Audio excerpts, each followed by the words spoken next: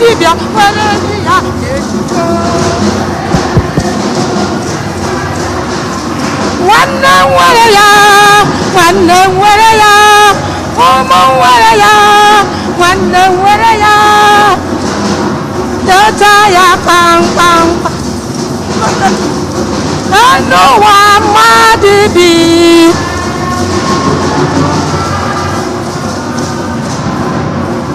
n'ụwa mmadụ bi,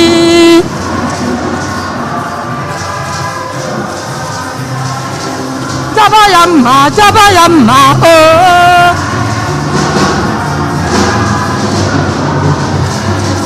Abụ n'iso na agbụrụ Jekọb, oh.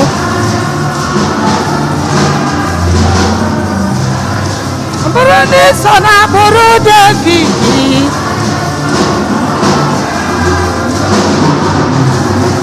jaba ya mma, jaba ya mma, oh.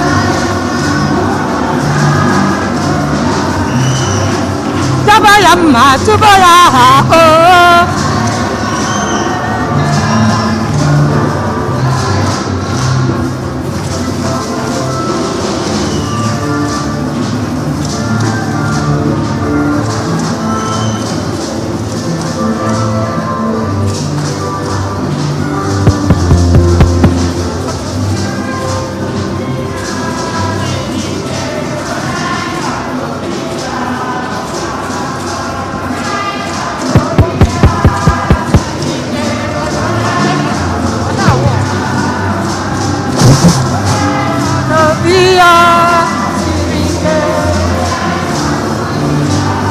Sirike, Sirike, onye anyị nọ n'obi ya.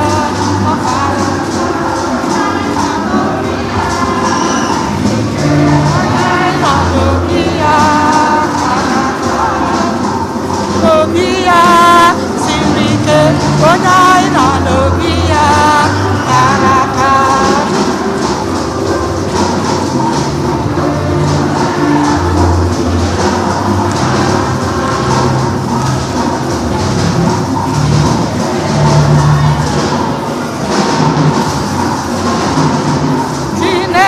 Nkigwe ịzọpụtara mgbe mmadụ nọ na nsogbu, aga m enye gị ekele, ekele maka nkenye gị, otito maka nke gị. Ọ bụ ndị nsọ ka ngabụ igosi na ndị otu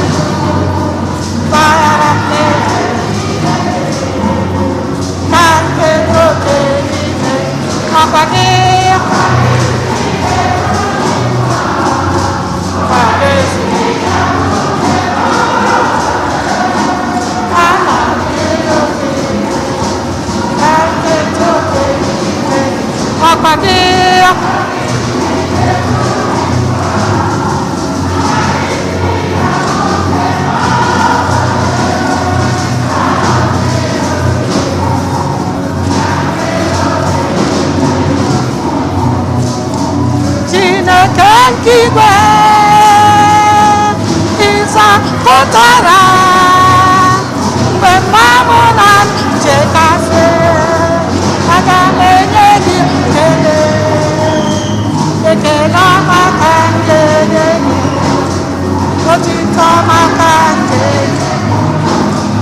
Ọ bụ ndị nsọ na ngabụ ịdị ngọzi na ịdị ukwuu.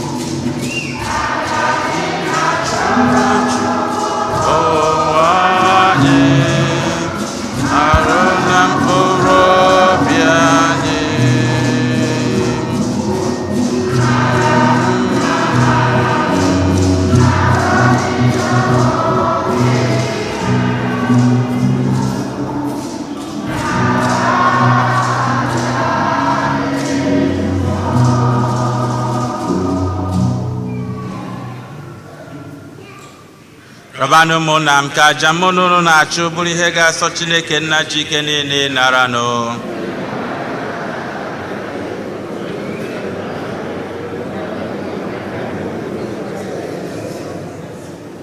Onye nwe anyị, anyị niile bụ ndị nke gị, biko nara onyinye anyị. Mee ka anyị site n'ikwupụta aha gị ya na ọmụmụ ọhụrụ a mụrụ anyị nweta aṅụrị nke ndụ ebighị ebi site na Kristi onye nwe anyị. Onye nwe anyị nọnyere unu.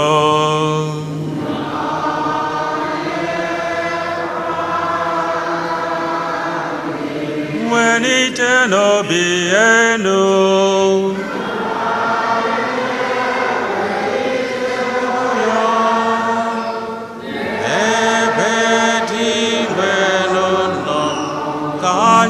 N'ụdị nwenu Chukwu anyị ekele.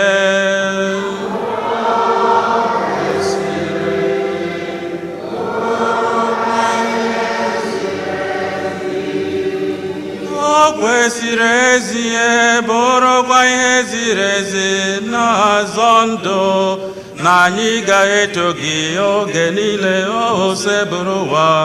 Ma ọ kacha mkpa n'oge ugbu a mgbe Kristi onye bụ Paska anyị na-abụzi ihe eji chụọ aja.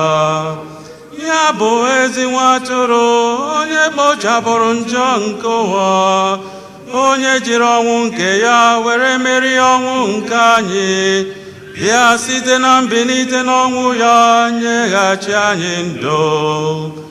N'ihi nke a anyị na-eso igwe ndị mmụọ niile nke eluigwe na-eto ebube gị oge niile n'ukwe na-asị.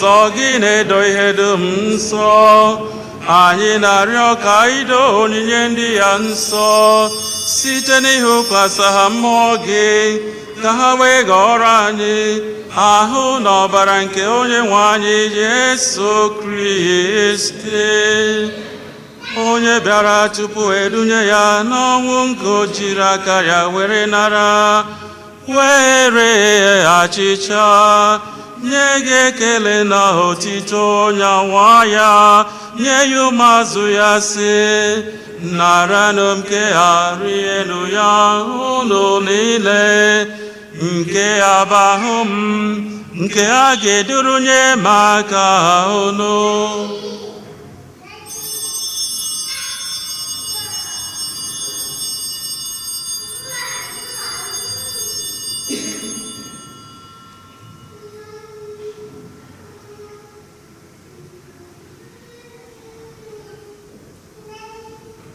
Etu ahụkwa ka o siri mee mgbe ha richara nri ya ṅasị, o buru iko mmanya nyekwa gị ekele n'otito, bunye ya ụmụazụ ya sị, naranụ nke ha ṅụọnụ ya unu niile, nke a bụ iko nke ọbara m, nke ọgbụgba ndụ ọhụrụ dị ebebe, a ga-agba ya n'ihi unu na n'ihi mmadụ niile, ka e were gbaghara njọ na-emedu nke ha na ncheta nke m.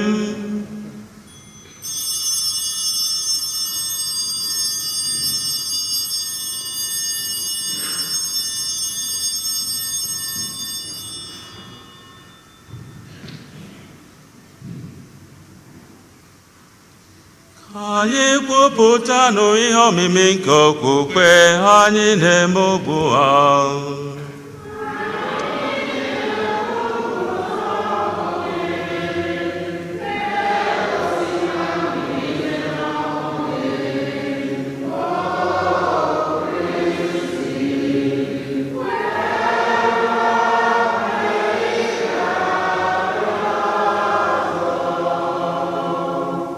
Nna, na ncheta nke ọnwụ na mbilite n'ọnwụ nke nwa gị, anyị ebunye gị achịcha nke ndụ na iko nke nzọpụta.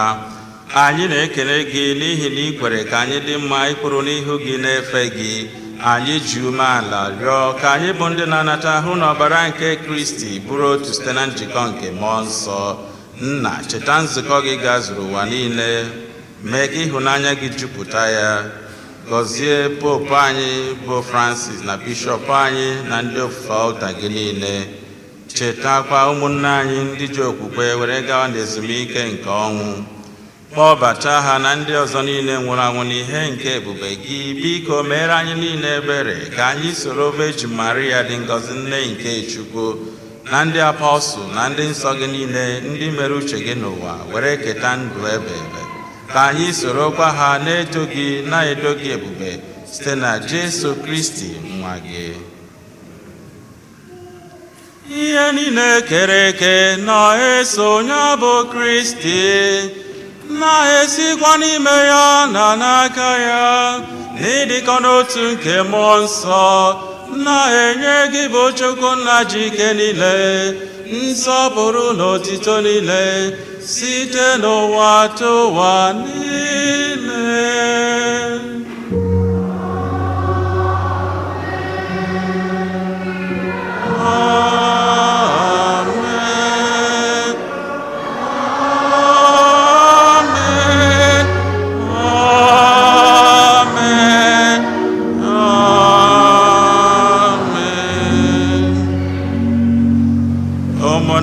Ka anyị were ekpere ahụ onye nzọpụta anyị kụziri anyị were kpọkuo Chukwu Nna na anyị nọ n'eluigwe, otuto dịrị aha gị, ọchịchị gị bịa, uche gị esi n'eluigwe anyị tata, ịkpọsa maala anyị mmehie anyị bịa, mee ka anyị sikwara n'ime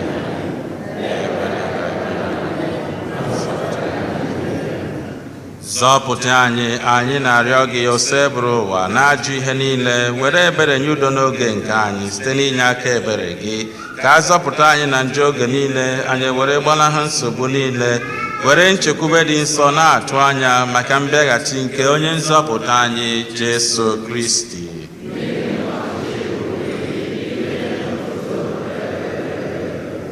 Onye nwe anyị Jesu Kristi, onye gwara ndị apọstụl gị, udo ka nna hapụrụ unu, udo nke m ka m na-enye unu, enekwana anya na njọ anyị, kama nekwasị anyị n'okwukwe nke nzukọ gị. Nye ya udo n'ịdịkọ n'otu mgbe niile ka uche gị siri chọọ, gị bụ onye dị ndụ na-achị ebe ebe ebe ebe. Udo nke ose bụrụ ụwa dịrị unu mgbe niile.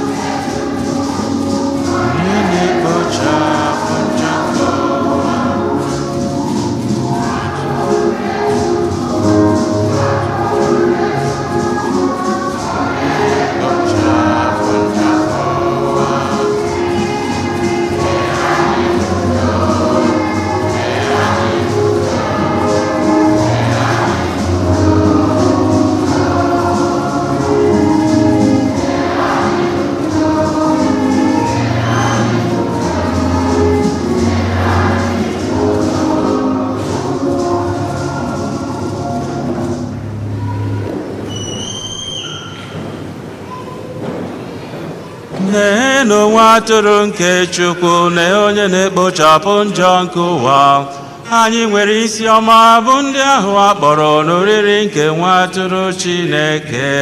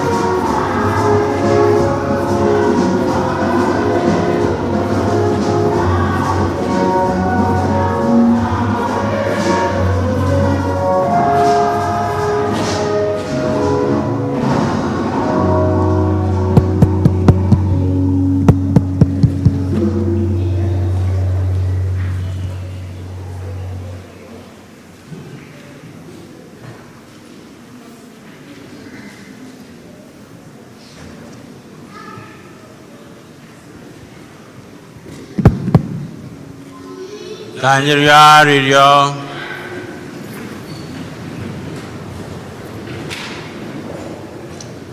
Chineke ji ike niile, anyị anatala ihe ọgbụgba ndụ nke ọnwụ na mbilite n'ọnwụ Kristi. Biko, anyị na-arịọ gị mee ka ọ nọnyere anyị oge niile site na Kristi onye nwe anyị.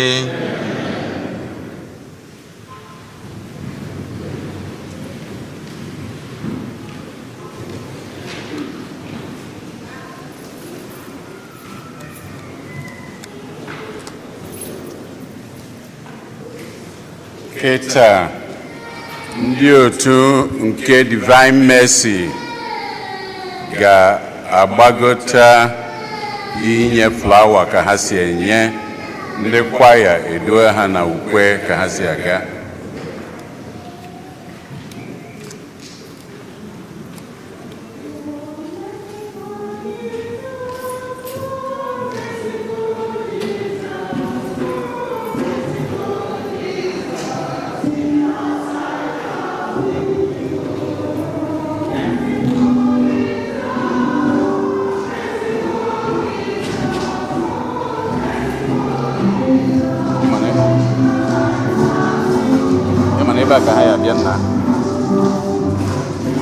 They are coming here. Oh, okay, it's over there.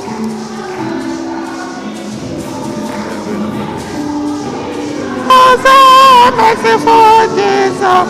Oh, merciful Jesus. Oh, merciful Jesus. Oh, merciful Jesus. Merciful Jesus. Our Jesus is the Son of God. Our Jesus is the Holy One. Our Jesus, the Man of God. Oh, merciful Jesus. Oh, merciful Jesus. Oh, merciful Jesus. Oh, merciful Jesus, oh, merciful Jesus, oh, merciful Jesus. Our Jesus is the Holy One. Our Jesus, the miracle worker. Our Jesus, the merciful God. Oh, merciful Jesus, oh, merciful Jesus, oh, merciful Jesus. Oh, merciful Jesus, oh, merciful Jesus, oh, merciful Jesus. Our Jesus, the miracle worker. Our Jesus, the Holy One. Our Jesus, the miracle worker. Our Jesus, the most holy God. Oh, merciful Jesus, oh, merciful Jesus, oh, merciful Jesus. Merciful Jesus, oh, merciful Jesus, oh, merciful Jesus. Our Jesus, the miracle worker. Our Jesus, the Son of Mary. Our Jesus, the forgiving Father.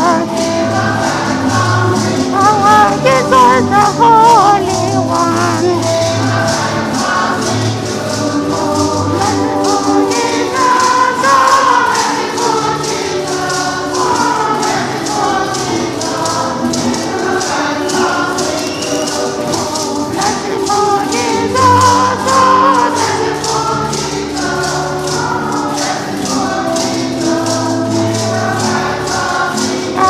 Jesus, the most holy one.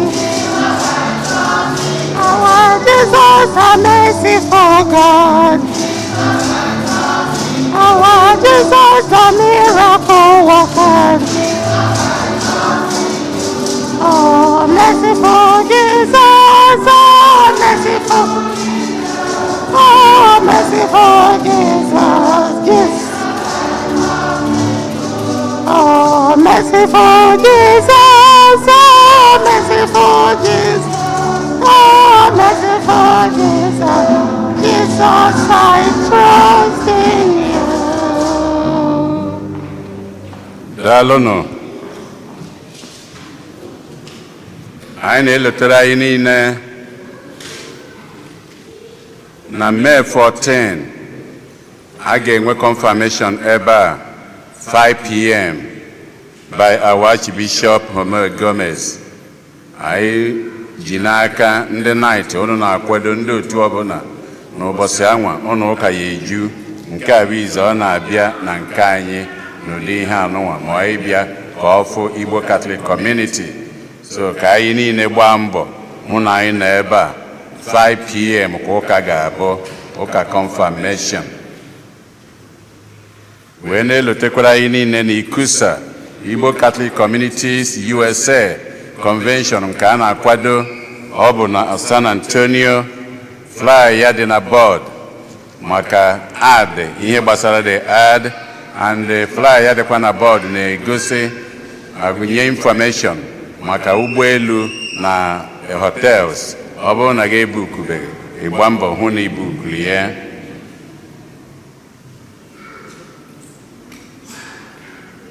Anyị ji n'aka ndị nke jere for NIN National Identity ID nke ha bịara ụnyaa. Anyị ji n'aka na ọ gara ọfụma. Ndị ka chọrọ akpata nsi agbasa unu afọ ịma ike bụ odo ka ọ bụ unu maka ya.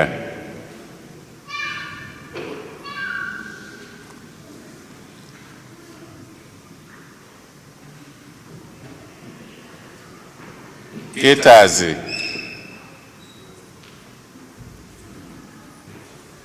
ana m akpọnite ezinụlọ di na nwunye ndị nke na-egosi anyị na ndụ nke ha bigoro wee bigidie ha na-aghọgbu onwe fa etu o si na wee dụ na ọ bụ eziokwu na o siri ike mana ndidi ka eji esie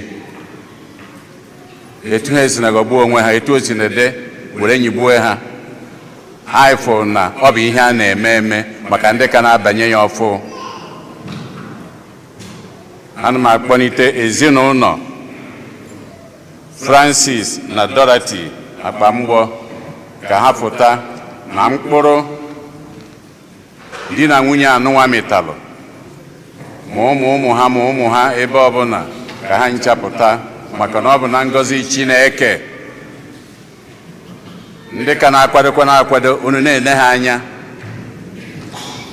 Ndị gbagoro ofu arọ ọ bụ ebe a na-aga aga nke a bụ arọ one ọgụ arọ ịbụa na gịnị na iri ka anyị kụpụgodo aka n'afụtanụ.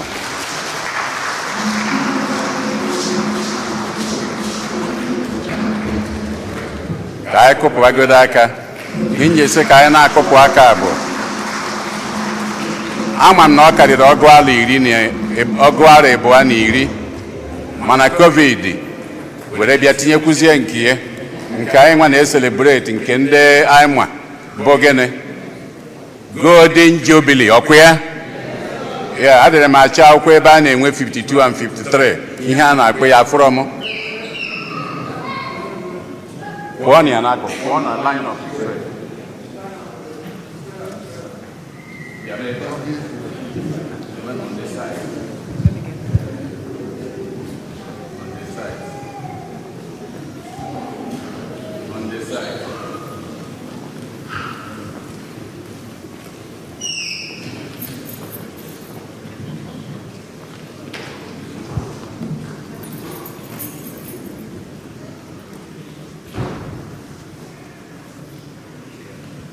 Onyenwe anyị nọnyere unu.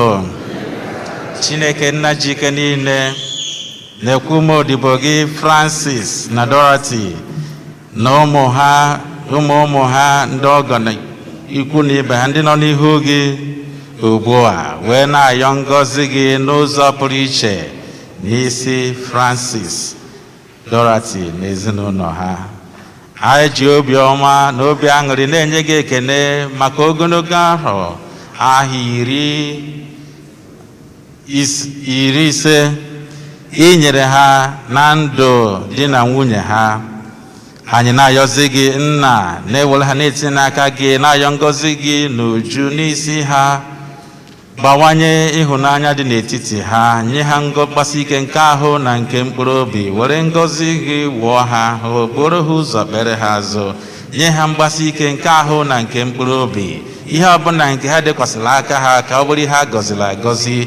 Ebumnuche ha dị iche iche, o Chineke, tinye ngọzi gị n'ime ya, ka ihe udo na aṅụrị nke gị bụ Chineke dị n'etiti ha, dị na ndụ ha, gọzikwazị ụmụ ha ndị ji isi n'aka ha wee gọzie ha.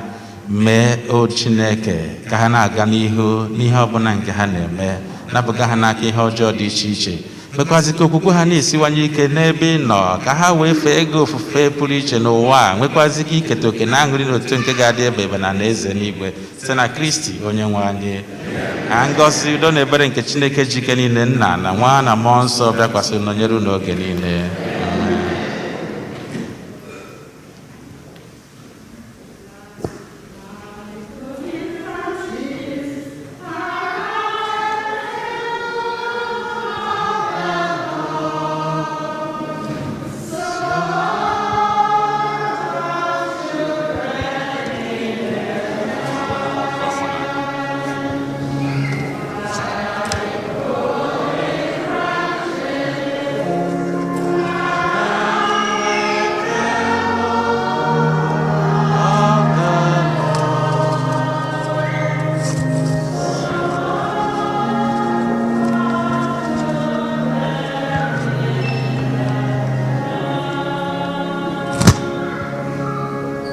Anyị nwere ngọzi pụrụ iche si n'aka Pope Francis maka ndị na-eme ncheta agbamakwụkwọ ha n'ụbọchị nke taa.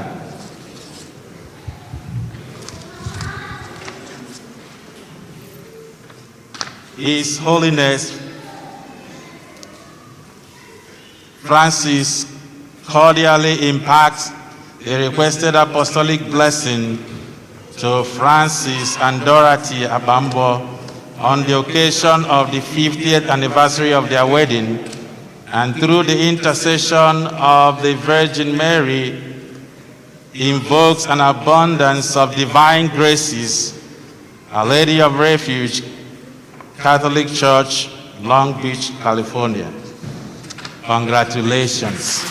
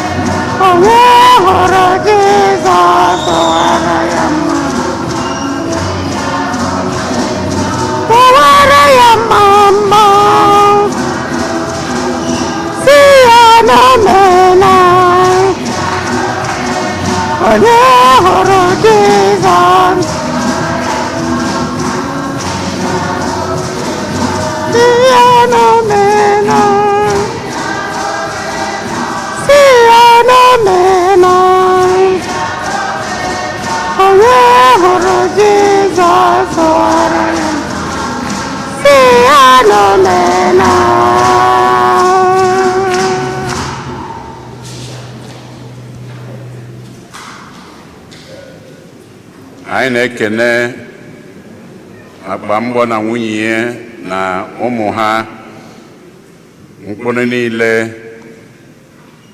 anụ ndị na nwunye anụnwa metalụ. Anyị na-ekene ha niile wee na-ayọka Chineke na-agọzikwa unu dịrị unu na-aga.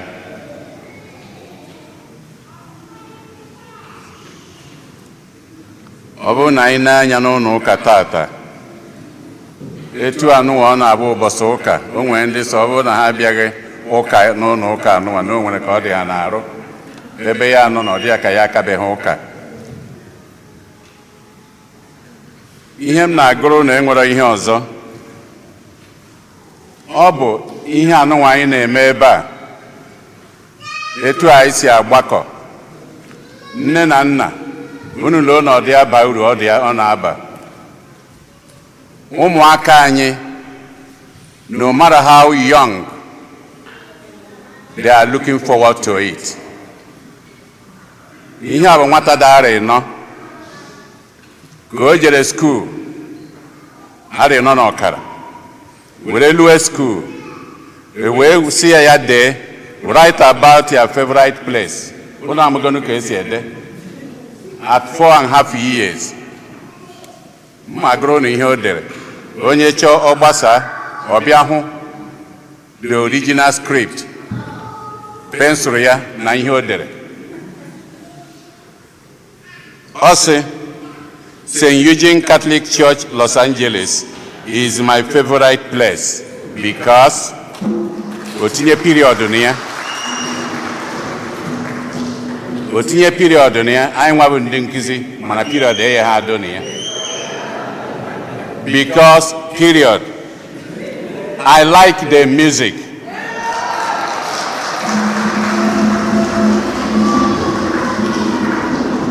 So ndokwa ya etu unu esi na-ekwe biko kopụrụ unu ha aka.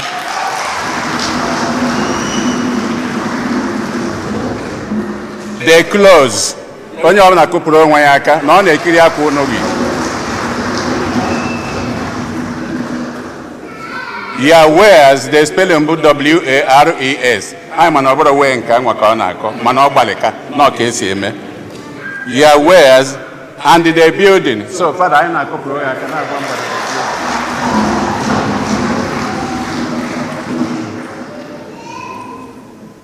Kedu nwata na-eme ihe a? Onye bụ chi ụmụnna kwe ka anyị kopụrụ na ya aka. Na ka ọ nọ n'etiti oche gbamụ ya ebe anwa. So onye ka m sị ọ bụrụ na anyị chee na ihe anyị na-eme ebe a na ha ada ama na ọ daba ha ime ịkaloo na ọsọ gị nwa biko ka anyị kpọtara na ụmụaka anyị ndị okenye pụtabanụ ọ na-aba ha ime. Mkpụrụ ọ na-akụnye n'ime ha abụrụ kịta anyị afụbaghị ya mana otu a ka o bido kịta ọ na-adị bera and bera ka anyị jisie n'ike. Ndị niile a mụrụ n'ọnwa nke April ha kwụrụ ọtọ. If you have your birthday, you are born in the month of April, please may you stand up. All the baby Aprils, April babies, all the April babies. Father is the Pamura of April. Happy birthday to you. Happy birthday to you. Happy birthday, dear April babies. Happy birthday to you.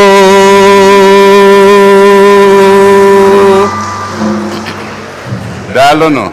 Ndị tata ụbọchị izi ha na-abịa ụka ebe a ha kwụrụ ọtọ. If today is the first time you are worshiping with us in this church, please may you stand. Aman na Father Nzekwe bụ number 1. Ka anyị kopụrụ unu ha aka. We welcome you here at any time you are around us. Please stop by and worship with us. You will always be welcomed. Thank you and dalono. Ketazi anyị na-ekene ụkọchukwu anyị ma nke ka nke ụkọchukwu nke si Houston welobịa. Ọ bụ anyị amago na ọ na-asụ Igbo, so ọ bụ onye Igbo. Ya na onwe ya bụ ndị otu MSP ebe o bezuru Houston bụ Father Aloysius Nzekwe. Ka anyị kopụrụ na ya aka. wee kụpụkwuore isi ahụrụ wee kwaba okpu ụkọchukwu anyị Jude Umeobi.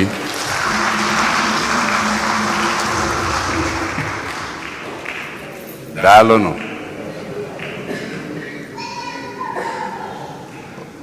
Oya biko elozọmụ na mgbede anụnwa ezinụlọ akpa mgbọ na ya anyị niile ka anyị soro ha ṅụlịa.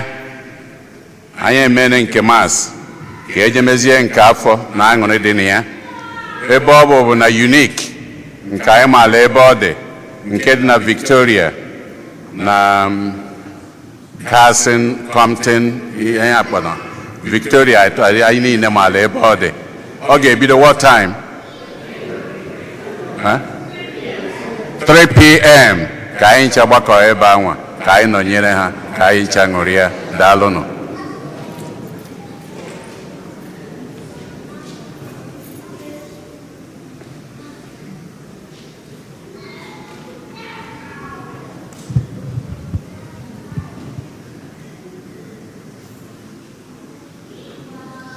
Onye nwe anyị nọnyere unu.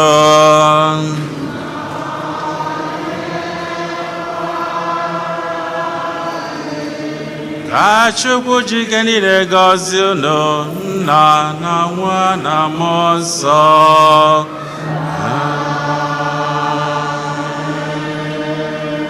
Misa gwụsigo n'abalị n'udo. Haleluya, haleluya.